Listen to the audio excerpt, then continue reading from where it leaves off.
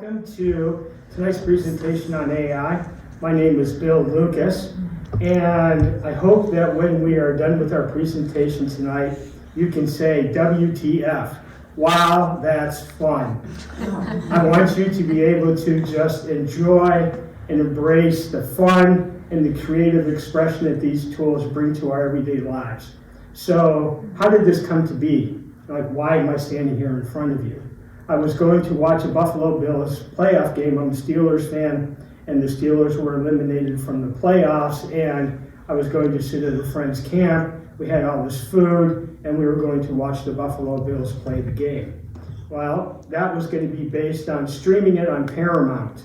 The guy that had the phone that was going to stream the game didn't have the game on Paramount. They blocked it. So we were sitting there with all this food, this big party that we advertised, and we couldn't watch the game. So the guy that had the phone was nervous and everything, and he was, oh, I'm so sorry. And he put up this video on AI from CBS. And I watched this, and everyone was screaming at him except me, get rid of that stuff, that's garbage. And I was like, no way. So I was expecting to watch the Buffalo Bills play a football game, and instead I saw a story about what you see on the screen, ChatGPT. So it really got me interested in this technology, and so I started using it and learning about it, and then I came to the library here and was working with Judy Carr in the children's programming department, and we came up with an art club from participants from Evergreen Elm. So Futures, as an employee of Futures, I brought one of my participants here to sit with other participants from Evergreen Elm.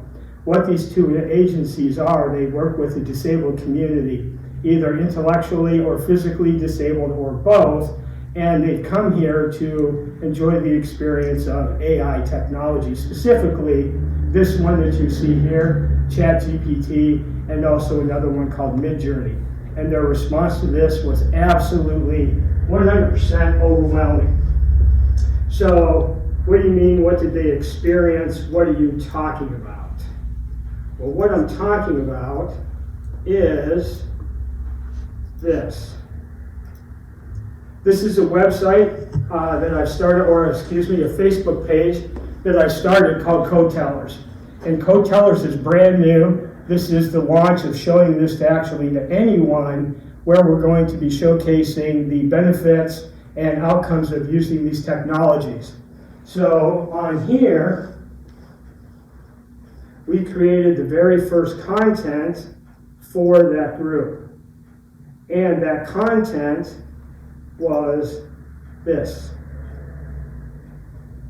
This is a story called Jacob's Triumph. It's a story about a wrestler. And the wrestler has disabilities. And when we go out into the community, we like eating ice cream and cheeseburgers and watching a wrestling video. Using assistive technology to communicate, we decided that we wanted to tell his wrestling story using anime. So we created the story using ChatGPT, and the words that you see here on the screen created this image. That's a lot to take in right now. What are you talking about? I know that I've glazed over quite a bit of the substance of this, but the outcome was absolutely extraordinary. It created a level of engagement and a level of interest that was unprecedented. So how did we do this? Well, we talked to the participant, talked to his mother, talked to people that were at this event when a young man with cerebral palsy and autism was able to walk out on the mat in high school about 4 years ago and have a wrestling match with his best friend Dylan Keene. And that experience went viral. And we were sitting and we were watching this video, again, of Pickler and Ben, of Jake Meister wrestling for his wrestling, I think it was his junior year, I believe. And we saw that video, and I wanted to use this technology to tell the story. This was my very first effort at creating an AI-generated content using these tools. It was the first time anything was produced. I look at this now and I see all kinds of ways to improve this, but it lit a fire under me to actually do something more. So what we did was we took this tool And we used it again to create this story, the summer picnic. The summer picnic was created by 20 people who sit in these chairs. And those 20 people that sit in these chairs took a piece of Post-it note like this, and they wrote on the Post-it note something to the prompt or the question of, tell me something you like, tell me something you enjoy. And they wrote that input on these pieces of paper. So then we took all of these and entered it into ChatGPT. And ChatGPT took all these individual perspectives, these individual puzzle pieces, and it connected them all together. And it created a story, and it created a big picture. I know what I like in my own mind, in my own puzzle piece, but now I know what 19 other people's puzzle pieces look like. And then we connected them all together, and we created this. And the summer picnic began to show the power of what AI can do to help us to express ourselves and to be a part of the world and to communicate about anything. So this was the very first thing that we did. And that was the beginning of something that has completely changed my life totally, 100%.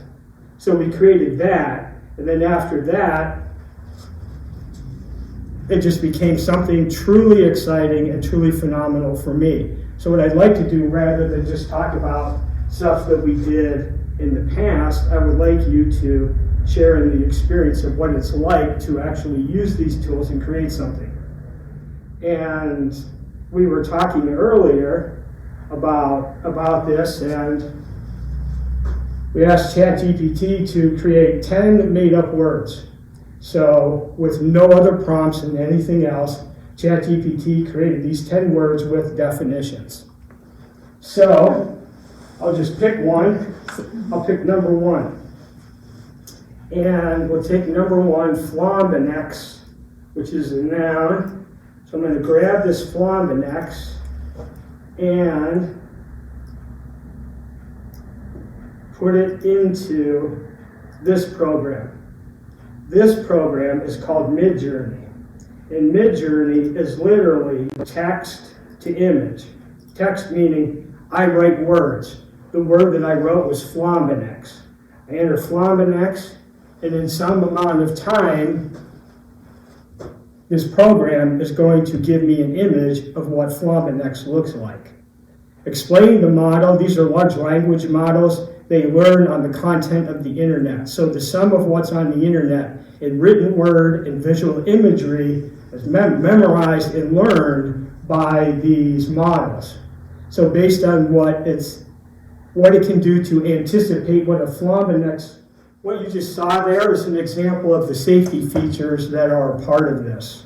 There's a lot of concern about AI and what it can do to create harm and ill will and just bad outcomes. What you saw there was it wouldn't generate the image until I made an appeal to make sure that what I'm asking this program to do is safe and it's appropriate, that it can be consumed by a general audience. It's not perfect, but people are able to recognize the importance of regulating this and using this for positive purposes. So back to our story here. So flombenex, according to Midjourney in our first itineration, looks like this. We're going to give it another set of words. We're going to give it flombenex with the entirety of what it means.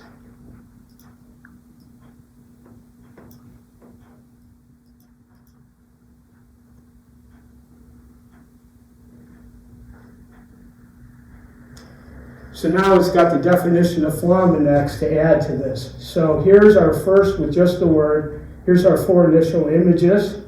You change the content of what is available to develop the image from, and you're going to get a different picture. That is starting to come into focus right now.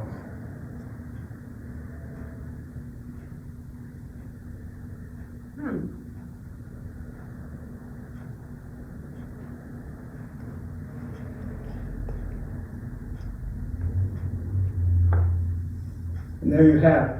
Once you get those pictures and you look at these are the negatives, so to speak. So we're going to develop these negatives a little more to provide a little more detail, and we're going to run it one more time. So Flombinex is a noun, a type of futuristic technology that is yet to be defined. Example, the Flombinex in the lab is still under development. So those words created that image right there. And so text to image means literally what it says. I write a word and a picture comes out. Here's another version, here's another one, and here's another one. The more that you train it, the more that you ask it to perform this task, the more creative, the more accurate, the more fully developed the outcomes will be. So Flombinex version 2, changing nothing other than asking it to develop it one more time, creates these images. A little more accurate, a type of futuristic technology yet to be defined. Flombinex in the lab is still under development. And that is a pretty good version of what that looks like as a Flombinex. So then, with this in mind, I want to come back to this and run something. There's a way of writing stories that's called one-word storytelling. One-word storytelling means literally each person says one word. So I want to practice this here tonight. So we're going to start a story. We're going to do something called a story starter. And we're going to have 1, 2, 3, 4, 5, 6 words that are going to start our story. Everyone with me on what we're doing? So the first word of our story now is Dog. dog. Second word of our story, anyone? Guitar. Say again. Guitar. Guitar. Second word, or third word? Sunflower. Sunflower. The fourth word? Space. Space. Space. Fifth word? Dance. Again? Dance. Dance. Mm-hmm. You're saying yes? Mm-hmm. And the last one, cats. Dog, guitar, sunflower, space, dance, cats. Develop a poem.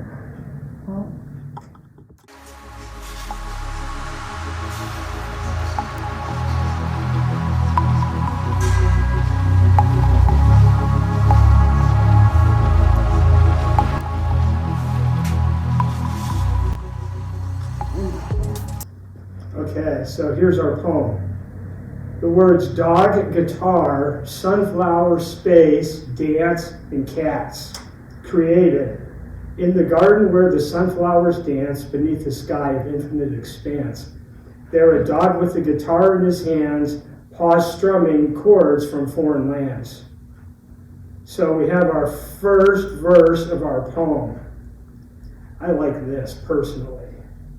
In the garden where sunflowers dance. Is there anyone else interested in wondering what dancing sunflowers look like? I'm going to raise my hand to that one and to this. So while You just plug that into the Midjourney? yes, Okay. just right here, as you can see, hopefully right here, in the garden where the sunflowers dance, and it's already producing something.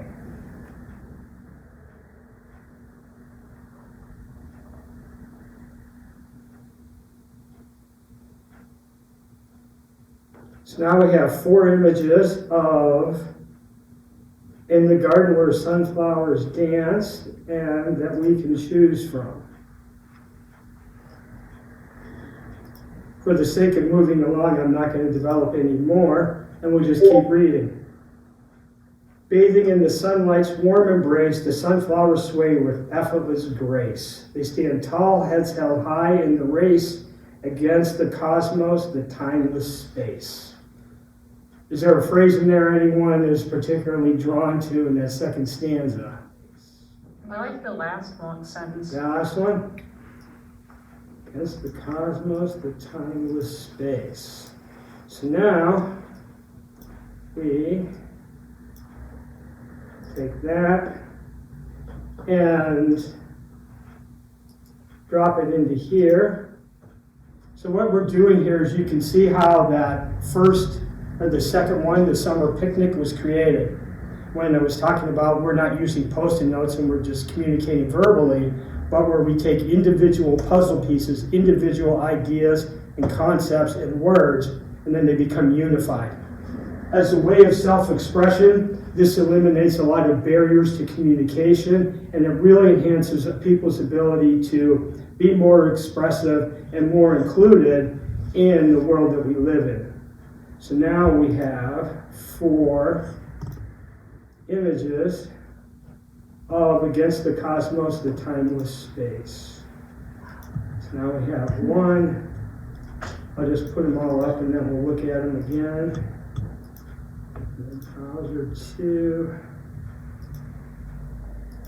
Browser 3. And browser. So now, here are the pictures that we created. Where'd the rest of them go? Well, anyway, it didn't save them, but anyway, we'll come back. There it is. That's the correct one. So here's version 1, version 2, version 3, same thing twice, and the last one here. So now we have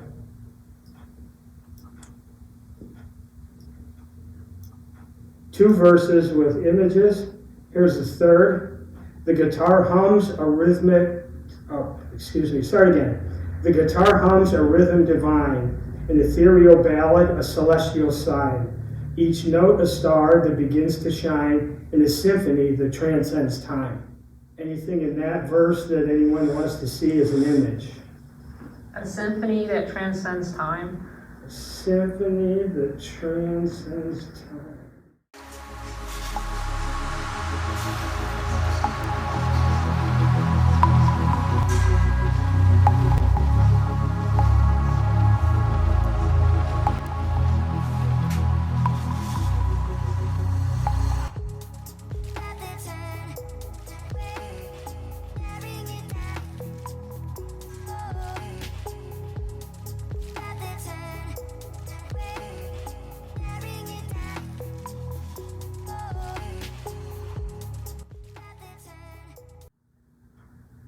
So it's, once you have a central idea, once you have a little nugget in your mind, you have this thing that you're imagining. I'm imagining something. These tools take something that you're imagining that's this big and they make it this big. If you have a little bit of detail, it creates a sharper focus. It really helps to visualize things. And now we have something that we created collectively. We have something that we did together. So in doing this together, now we have something in common. And if we have something in common, we can accept each other more, we can understand each other more, we can join communities, and we can belong to a tribe. These are the positive outcomes that I've seen in using this technology in the work that I've done at both at Evergreen and Outland Futures. So that's just one perspective on how this technology can be used. And I want to give you another one, an example of how ChatGPT works. Very precise. I want you to write a business model, and then I enter it.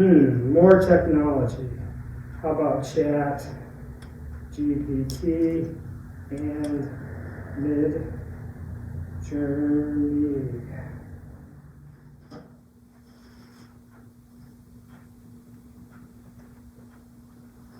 And now, because we like what we're doing so much, we're like, wow, I love this Chat GPT. I really love this Midjourney. What can I do with this stuff? Well, Chat GPT will tell you what you can do, and it's doing it right now. So it's a really fantastic way. Let's see what we can do. So number one in our outline was an executive summary. Now it's giving it to us. So all you need, one of the most important things in this technology is, all you need is an imagination.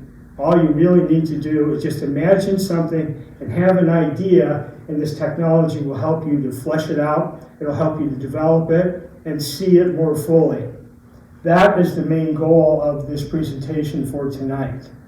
And does anyone have any questions about any of this? Anything that you, impressions, thoughts? So what's this last part here? This is ChatGPT developing a business, write an outline to create a business model using this technology, ChatGPT and Midjourney. Okay. So if we like this, I'm showing like the ability of ChatGPT to do a variety of things. One of the things it can do is help you to formulate business ideas, models for planning, and just executing your daily life. It can make you more efficient and productive in the job that you currently do, and it can help you to take a general idea, wow, it'd be fun to make a business using these tools, and it will show you ways to do it. The other thing it can do is write names for the business.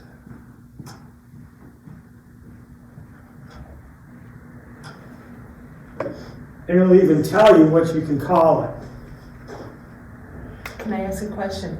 So it's like generating some business names right now, but does it also, does it have a data bank that it's searching to see what domain names or what names are available? Or does It's predicting it. Okay. It's predicting it based on its ability to learn language. One word, it's basically predicting the word that comes after the word in front of it. It's a very simplified way of describing what it is. And so you can say, to keep going on this, say you look at these and you're like, nah, I don't like those. You can put white bridges, number 3. I like number 3. So, what is white bridges?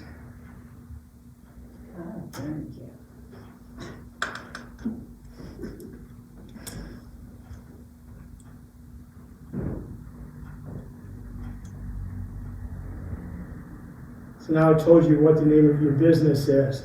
So, right. So we like bike bridges, and we're like, wow, we got this really great business idea. I really want to do this, and I want to talk about bike bridges, right? Facebook post introducing bike bridges with hashtags.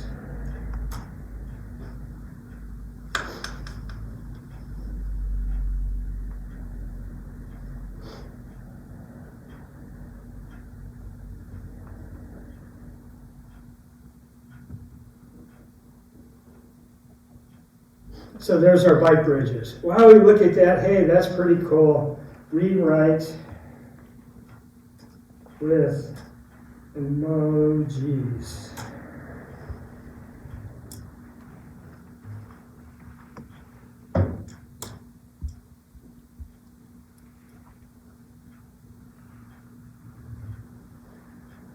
So you don't have to, you have an idea, again, it takes your idea and it makes it bigger, it develops it more. All you need to do is enter a command and basically tell it what to do, and it will respond to you. So that is the power of what this model is.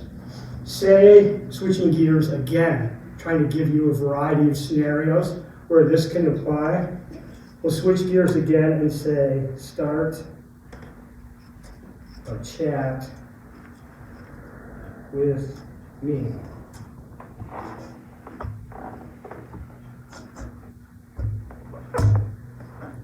Have a discussion about what do we want to talk about? About AI.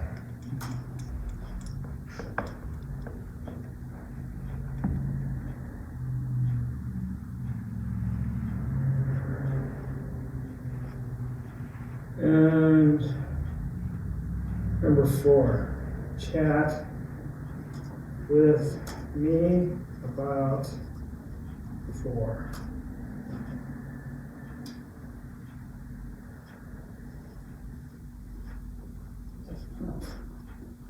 And it can have any conversation about anything that you want. So I chose to have a chat about the future of AI and just the general topic of AI and what it can bring in the future. And then I read this and I look, one of the things is automation. So what is the long-term impact of number 1?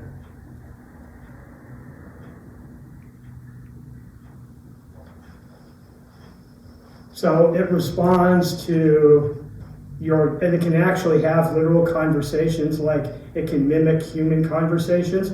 There are chatbots that are companions. One of them that comes to mind is called Replica. And Replica is if you're alone, you're depressed, you need some kind of an interaction, it was actually trained to speak with you in a conversational manner. This is just one example of how to use this.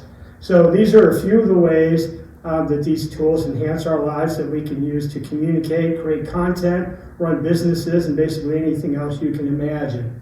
This technology is in your cell phone when you say, hey Alexa or hey Siri. If you've ever used a navigation tool, it's in there too. If you've ever had any element of healthcare provided to you in the last year or two, it's in there too. It's everywhere that we go. It's in every aspect of our lives. And hopefully today's presentation shows you a brief glimpse into what the power of this technology is and what it can be and how it's affected the lives of me and the people that I work with every day. So if you're interested in talking about this more or learning anything more about this or just keeping track of the developments that this program has, this is the Code Tellers Facebook page. So I would invite you to take a look at this, enter any thoughts, have any conversations, respond to anything that we create. What we're talking about here today is going to show up here in the next, within the next couple of days. So you can look forward to anything that we create here in this group and anything else you might be interested in learning about. So thank you all for being here, and I hope I met the goal of WTF. Wow, that's fun. So again, thank you for your time.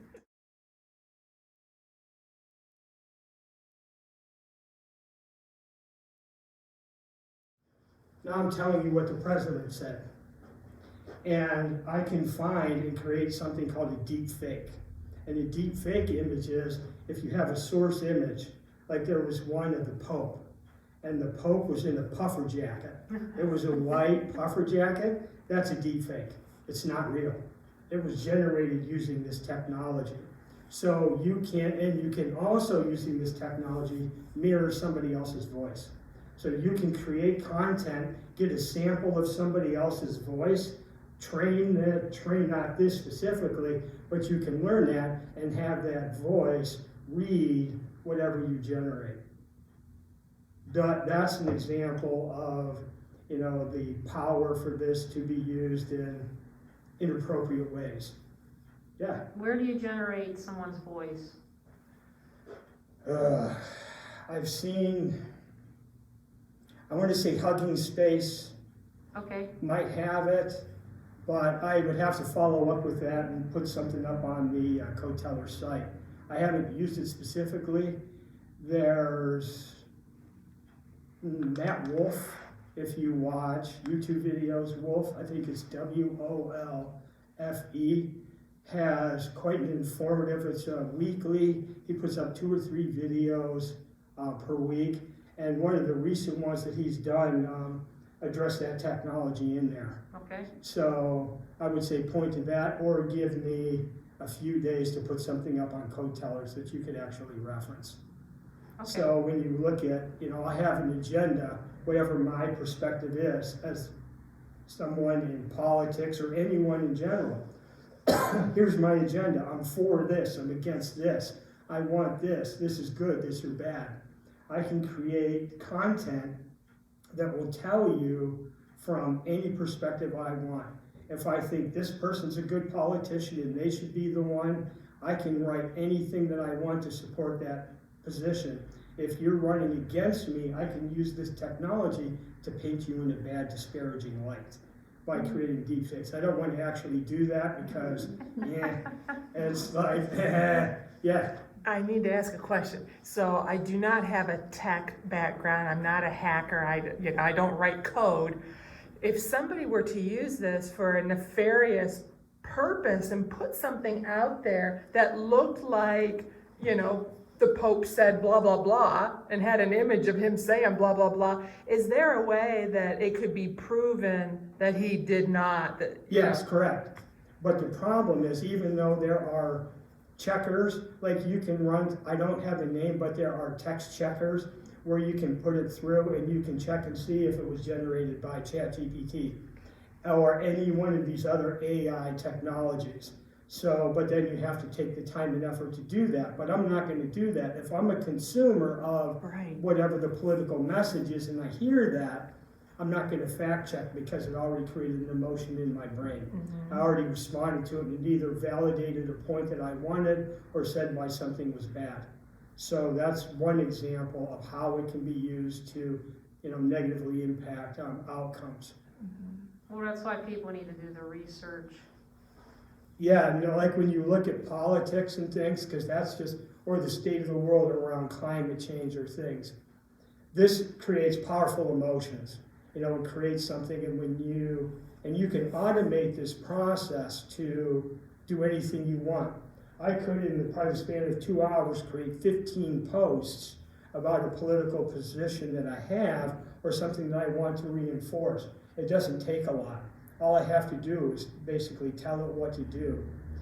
Cast X person in a disparaging light because they said this. And you can train this model to write specifically to a structure. You can program it in like Turabian was a thing that we used. Kate Turabian had a style guide. APA had a style guide that told you basically how to write, what to write. You can create a style guide in this to actually produce whatever type of writing you want. And that's the power of what this can be. It can be used to influence anything you want, but it's up to us to be able to learn what is real content, what is actual factual content, what's positive and what's not. And that's basically up to the individual. So in as much as that it does that, I think the key is to really just be informed and to be aware and to always be wary of what you're reading and make sure you know what the source is. Anybody else? Imitating of somebody's voice is the thing that is almost, sounds like it should be illegal. There are a lot of court cases. Actually, there's bias in this. It was trained on what's available on the internet. So it's only going to be able to respond based on what it knows. There's bias in there already. So being aware of that bias is very important in what your purposes are and for using this technology. So just being aware of that, like when you put in here, I'll show you an example in this. Here's our prompt, the most beautiful Midjourney image ever. That's all we're saying, the most beautiful Midjourney image ever. What do you think it's gonna create? Something from nature. Nature, huh? Okay. I'm You think- know, probably I have no from the, idea.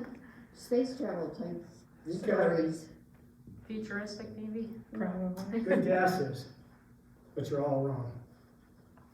Is it a baby? And so I'm just using this to illustrate the bias. It's 5.1. I should change, I gotta back up what I'm saying, because this is my first time using the version 5.1. So in version 5.0, it would only create images of women. Oh, I'm not surprised. So I quit using it. I'm like, it's too, and I couldn't get it to produce anything else. Now this is 5.1, so it's actually creating something a little different. So I forgot that fact. So there's the most beautiful Midjourney image ever, according to Midjourney. The most beautiful image of a woman ever. Uh-oh. well, this is gonna be biased. The most beautiful, that's what I'm showing you, image of a man ever. But it creates a representation based on what it knows. And once you learn this enough, once you use this enough, you can predict what it's going to show. If I back up to the version before this in 5.0, then you're going to get a whole different set of images. But it gives you, pretty classic perspectives. So it's only going to create based on what it knows. That's the limitation of it. So you always have to be wary of what you're getting, and because it reinforces a lot of classic biases and stereotypes. So we might see Sean Connery up there? We thought maybe biblical figures. It used to favor, it's learning a little bit, but it used to favor blondes a lot. When I was using this for the last month, it really did a lot of that. So you can see here in version 5.0, Yeah, I wait a think Moses second. is Nope, up there. that's 5.1, that's 5.1. So here is 1, 2, 3, 4, and then the next 4. 1, 2, 3, 4. And then we'll do the men. 1, 2, 3, 4. And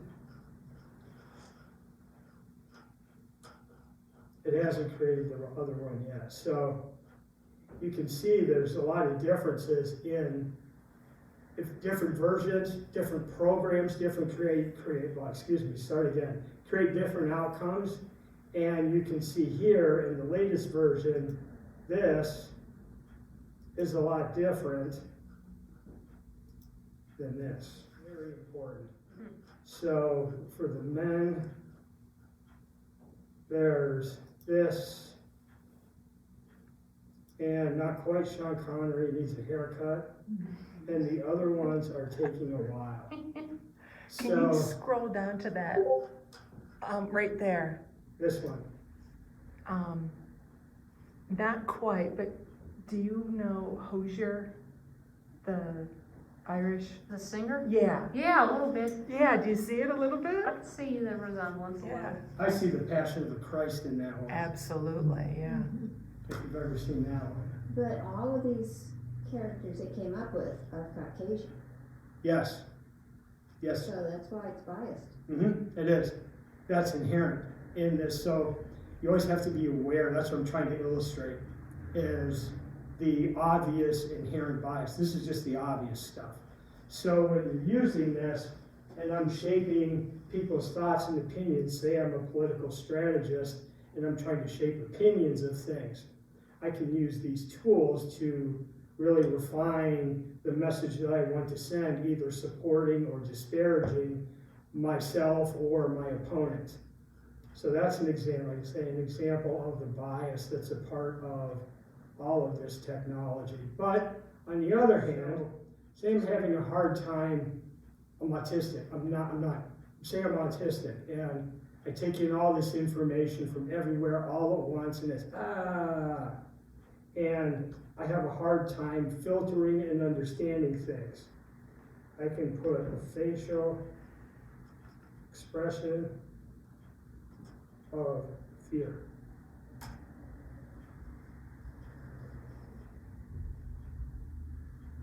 And in a minute, it's going to give me some examples of what fear looks like on a person's face.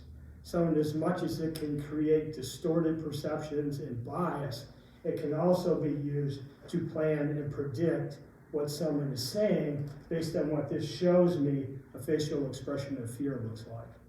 So again, it's really based on the intent of the individual. So there's fear, there's the women that I was talking about, the facial expression of joy.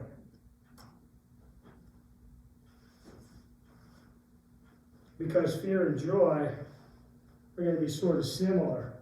And I'll be able to see the differences on how, and we can talk about the differences. Like when I see joy, if I think of joy, I express as an expression of happiness. So I can see these people smiling. Now I can tell the difference of my mouth being open in a state of fear versus an expression of joy. We can develop these pictures to where you see crow's feet up here, and you can train people to anticipate and predict what these various emotions look like so that you can better communicate in the world around you. Or you can take a situation and you can put a picture in there. I'm not going to do it now, but you can put a picture in here and you can ask it to describe what the picture is about, and it will give you a description of a picture. Or I can actually do that. This one's 1, this one's 2, this one's 3, this one's 4. 4? I like 4, yeah. All right, 4. So we're going to develop 4.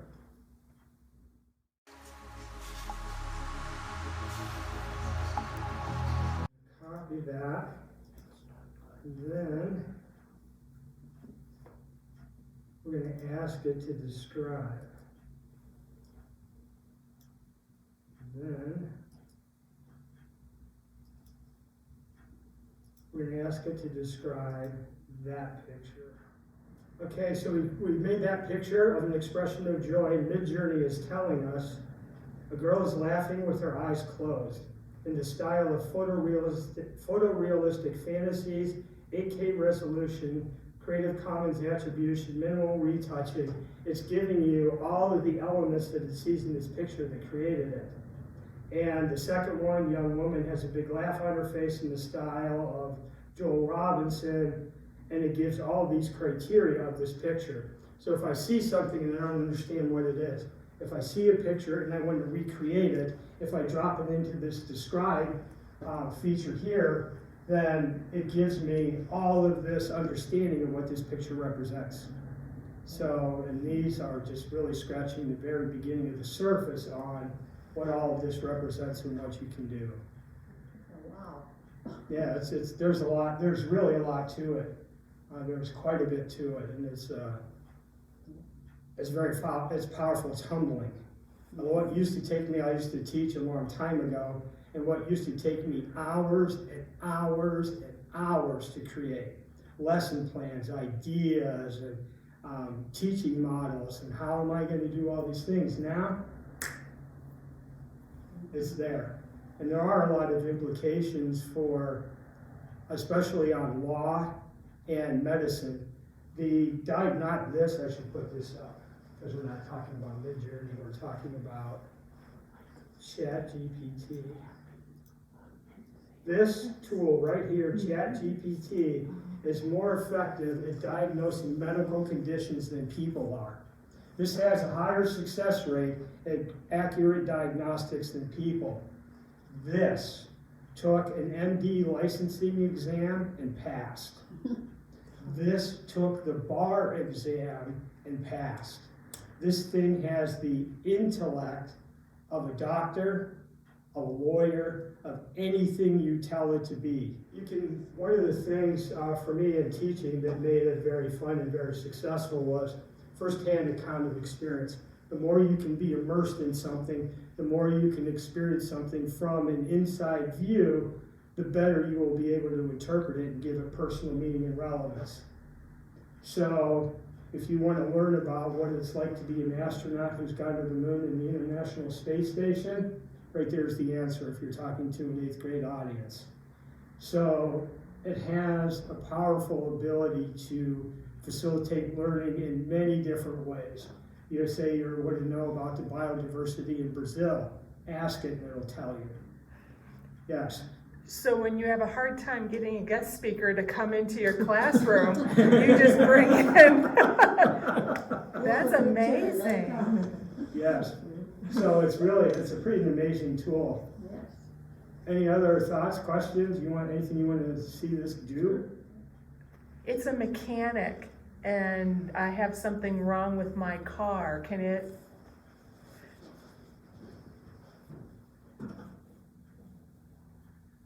You are, what kind of a mechanic? Auto? Yes. You're an auto mechanic with 30 years of experience and what's it called, ASC, I think, certification? I think you are. Help me diagnose the following problems. What's the car doing? Let's say the brakes are grabbing. Brakes are grabbing.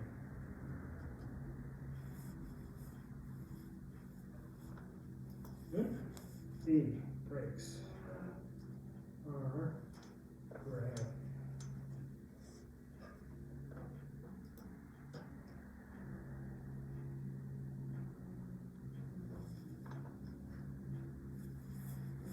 You better come up here and read this. What's she supposed to do? How's that? That's amazing. So has it said anything about calipers up there? Oh, we're not doing that. Yeah. Did it give you instructions on how to perform a surgery? Oh, come on. What kind of surgery? Open heart surgery. Oh, come on. You.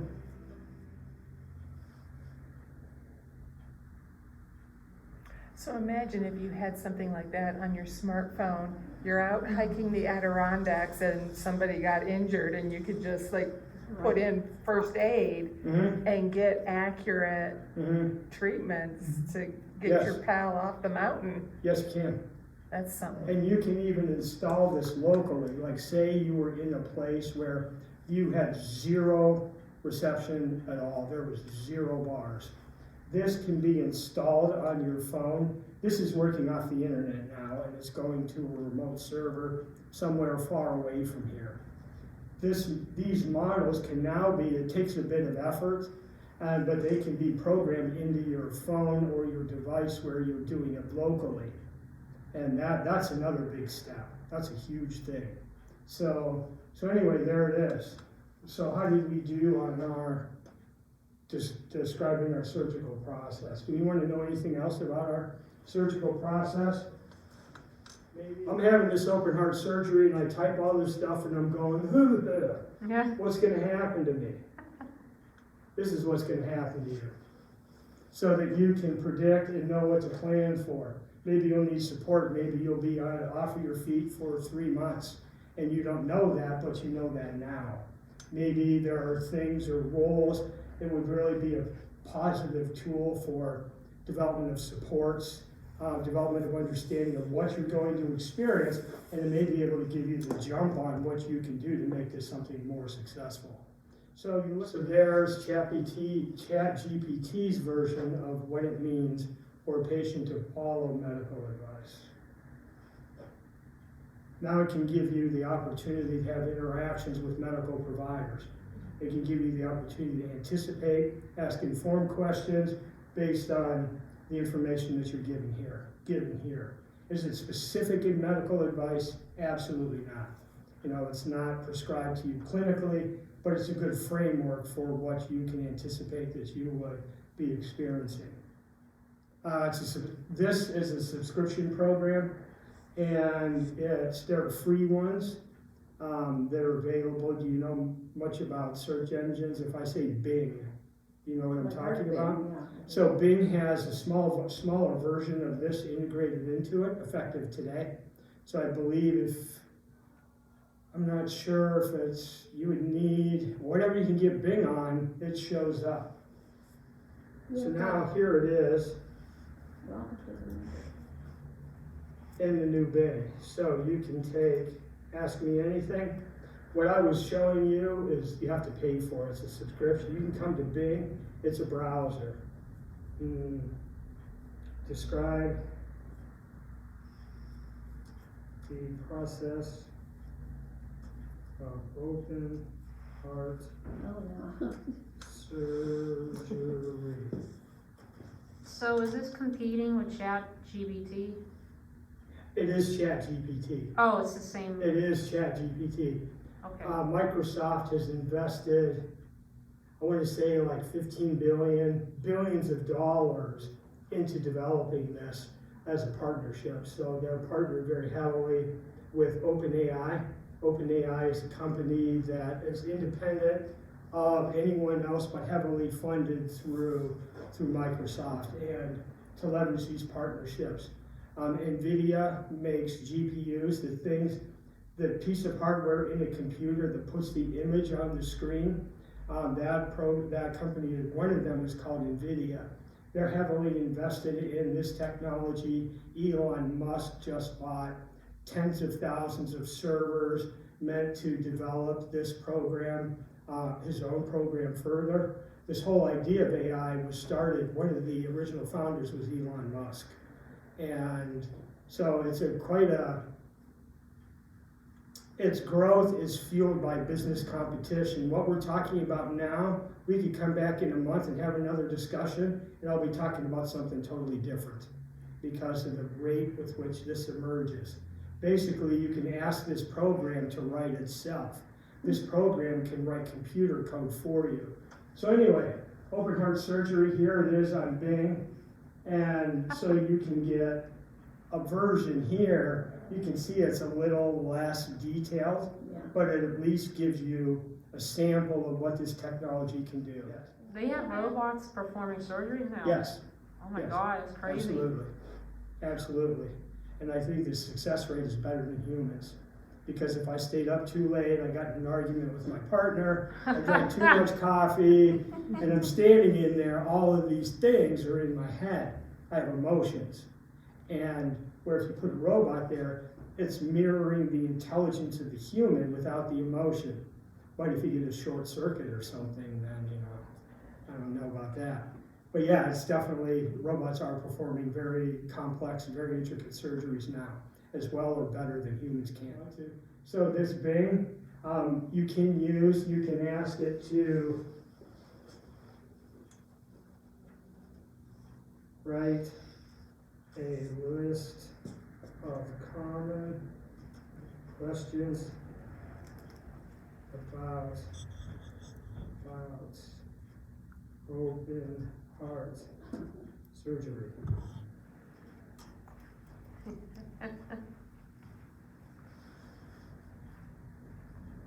And it will give you a list of questions. So there you have it. That's Bing. So if any device that you're on, if you bring Bing up, this is an example of what you get. It's not as detailed as ChatGPT is, but it's still giving you access to the technology, and you're benefiting from it to a little lesser degree. I think it's $20 a month to subscribe to this, I do believe. There are tiers, but I think the one I'm on is $20. The ChatGPT one is $30 a month. And it's, but that model, they have a lower model that's $10 a month, but under the 30, I can produce as many images as I want. I can make 10 or 10,000, there's no limit. On the lower tier pricing plans, you don't get as much, and there are free ones. If you're familiar, if you've ever used Discord before, Yeah. it's like a Facebook for geeks, in kind of a way. A lot of these, like Leonardo AI, Runway is another one where you can subscribe to those, and you can use these tools on those platforms, but they're not going to give you the content that this is. So there's a lot of competition in this market, and they're going to do nothing but continue to expand. If you look for that in the next couple of days, the substance of what we've talked about today is going to show up on there and start putting more content on there. There's other things on here if you look through. There are a number of... Is that on Facebook? Yes, there are a number of images here that I've included on here that, oh, here's one. About deep fakes.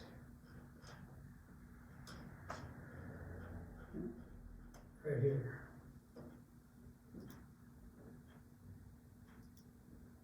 That looks like a 70s school photo. It is. It's fake. It's fake. Yes. Not real. Text to image. And this one is that's pretty amazing that it created that many faces. It got the clothes right and the aesthetic of the photo perfectly. Yes. And that's why I put it, because that's a picture that I would have been in. That's my generation of school pictures. And if you know anything about the clothing of the time and everything, that's pretty spot on accurate. It looks like my mom or my dad could be in there. They're Yes. singing. Yes, it would. So there's our class photo. And along with our class photo, we have here it is. So here are some individual pictures generated by Midjourney for our yearbook. So these are just individual school photos that aren't real. They aren't a real person, or No. they aren't pulled from... Correct. What were the people? Every single one was fake. Pretty powerful, huh? Very. These are sand sculptures, Wow. all created by Midjourney, not real. There was no sand utilized in the creation of any of these pictures. But there's the guy making the actual sand castle. Interesting to say the least. Okay. So there you have it, the co-teller's presentation. Thank you for being here, and thank you for spending time with us. It was really a lot of fun. All right.